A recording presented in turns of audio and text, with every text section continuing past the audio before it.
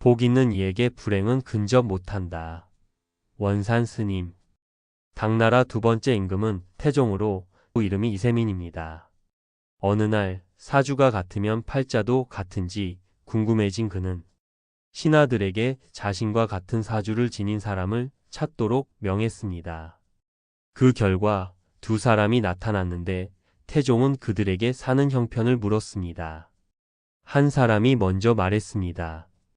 신은 잠만 자면 천하 재물이 제 것이요 만조백관과 삼천궁녀를 거느리고 지냅니다. 하오나 잠만 깨면 먹는 것도 어려워 근근히 지내옵니다. 꿈속에서 천자 노릇을 하고 있다는 것이었습니다. 또 한 사람이 말했습니다. 신은 아들이 8명인데 모두가 만석군입니다.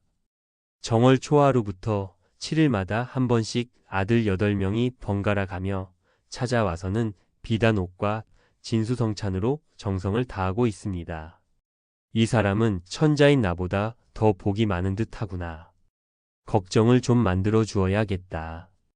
이렇게 생각한 태종은 야광주 구슬을 하나씩 나누어 주며 말했습니다. 우리가 한날 한시에 태어났으니 매년 봄마다 한 번씩 만나 놀아보세나. 그날은 반드시 지금 주는 이 야광주를 가져와야 하네. 아들 8을 둔 부자는 집이 황하강 건너에 있었는데 천자는 신하에게 부자가 돌아가는 배를 함께 타고 가면서 야광주를 물속에 빠뜨리라는 명을 내렸습니다. 변복을 한 신하는 부자가 야광주를 자랑하자 보여주기를 간청하였고 부자가 야광주를 넘겨주자 배가 기우뚱거릴 때 그 보배를 황하강 물속에 빠뜨렸습니다. 아, 천자가 주신 야광주.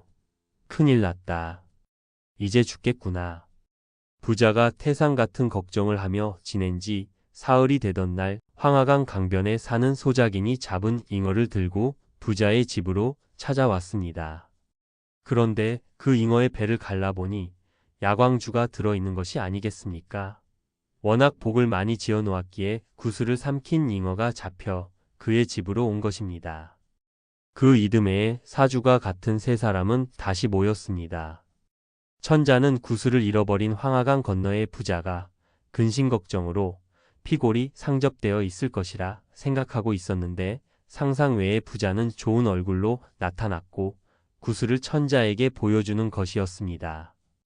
이상하게 여긴 천자는 자초지종을 캐물었고 부자가 구슬을 도로 찾게 된 내력을 말하자 천자는 무릎을 치면서 찬탄하였습니다. 아, 복을 지은 자는 어떻게 해볼 수가 없구나.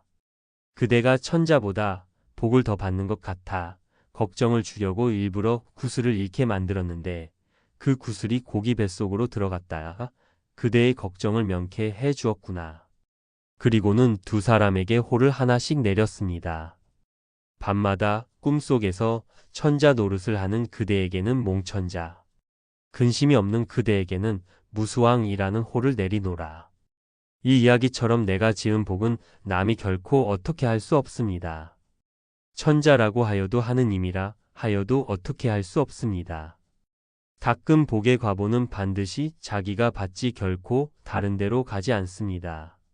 오른손이 베풀면 그 즉시 왼손으로 받는 법입니다. 화엄경에서는 보시 바라밀이 환희지라 하였습니다. 보시를 하면 행복해지고 보살의 식지 중 첫 번째인 환희의 땅에 이르게 된다는 것입니다. 보시를 하면 반드시 수명이 길어지고 재산이 많아지고 자손이 창성하고 부귀영화가 가득한 복을 누립니다.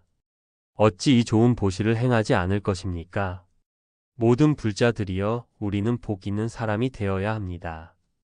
복 있는 사람이 되려면 복을 지어야 합니다. 복 짓는 것이 어렵습니까? 아닙니다. 시박을 멈추면 십선이 생겨나 복 있는 사람이 됩니다. 그리고 보시를 하여 적극적으로 복을 지으면 환희심이 가득한 환희지에서 살 수 있게 됩니다. 부디 능력껏 형편껏 복을 지어 나날이 복을 누리시기를 두 손 모아 축원드립니다. 나무아미타불. 진짜로 내가 할 일. 어떻게 하면 고생 덜하고 행복하고 즐겁게 살 수 있는가? 어떻게 하면 자식을 좋은 학교 보내고 좋은 직장에 취직시킬 수 있는가? 어떻게 하면 건강하고 편안하게 살 수 있는가? 관심은 오로지 나의 행복과 가족의 행복으로 모아집니다. 하지만 인생은 참 무상합니다. 그지없이 빨리 흐르는 세월 따라 얼굴에는 주름이 수놓이고 생기는 나날이 사라집니다. 자연도 마찬가지입니다. 잎이 돋아 파릇함을 뽐내다가 곧 무성해지고 찬 바람이 불면 낙엽이 되어 떨어집니다. 그런데 자연의 무상함과 인간의 무상함에는 차이가 있습니다. 자연은 있는 그대로를 따르고 인간은 허망한 인생이 아쉽다며 무언가를 자꾸만 이루고자 합니다.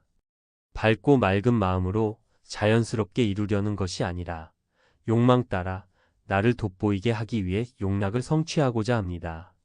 그 결과 이루고자 하는 욕락과 이 세상에 대해 집착하게 되고 그 집착 때문에 더욱 힘들게 살아갑니다. 솔직하게 스스로를 돌아보십시오.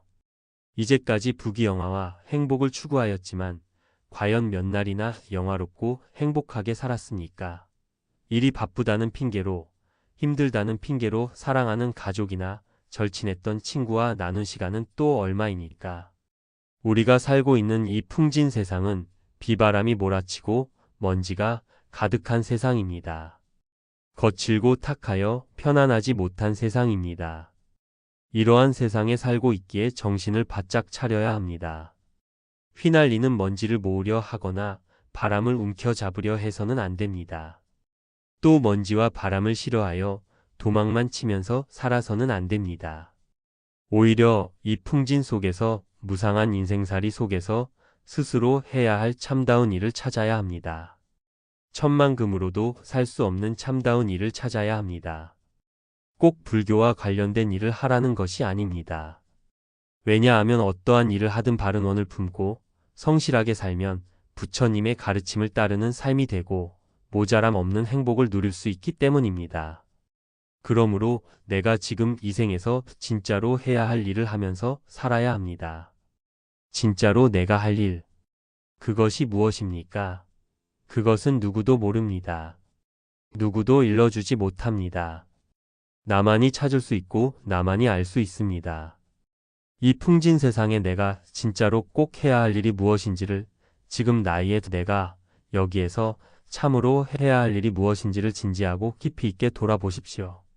과연 어떻게 하여야 일시적인 즐거움이나 괴로움에 빠져들지 않고 참된 즐거움을 누릴 수 있는가? 하지만 이 명상에 빠져들기 전에 나 자신을 돌아보고 내 허물을 돌아볼 줄 알아야 합니다. 나의 무엇이 잘못되었는지를 바라볼 줄 알아야 합니다. 내 허물부터 나의 병부터 바로 볼 줄 알아야 합니다. 반야심경의 가르침처럼 전도몽상을 멀리 떠나야 합니다. 마치 기차나 배를 타고 갈 때 기차나 배는 움직이지 않고 밖에 산이나 나무 등이 나아가고 있는 듯한 착시 현상에서 벗어나야 합니다. 깨고 나면 사라지는 몽상에서 깨어나 몽상 때문에 뒤바뀌어 살고 있는 현실부터 바로 잡아야 합니다. 안 그래도 덧없는 안수정 등과 같은 인생. 부디 용락을 추구하며 덧없이 살지 마십시오. 전도 몽상의 삶을 살지 마십시오. 또렷하게 깨어나 나 자신을 돌아보고 내 허물을 돌아보십시오. 그리하여 참된 즐거움을 누릴 수 있는 방법을 찾아 정말 평화롭고 행복하게 살아보십시오. 내 공부가 된 사람은 누구도 탓하지 않습니다. 누구의 허물도 이야기하지 않습니다. 이제 이 산승은 감히 권해봅니다. 내 자신을 위한 공부를 해보시기를. 독경, 사경, 봉사, 예불, 연불, 참선 등의 불교 공부 중에 무엇을 하여도 좋습니다. 참된 내 복을 이루고 내 힘을 이루는 공부에 몰두해 보십시오. 몰두를 하다 보면 힘이 생기고 힘이 생기면 쉽게 원을 성취할 수 있습니다. 그리고 공부가 잘된 이의 아들, 딸, 손자들은 앞길이 저절로 활짝 열립니다. 부디 바른 원을 품고 성실하게 정진하시기를 두 손 모아 축원드립니다. 나무와 미타불 관세음보살.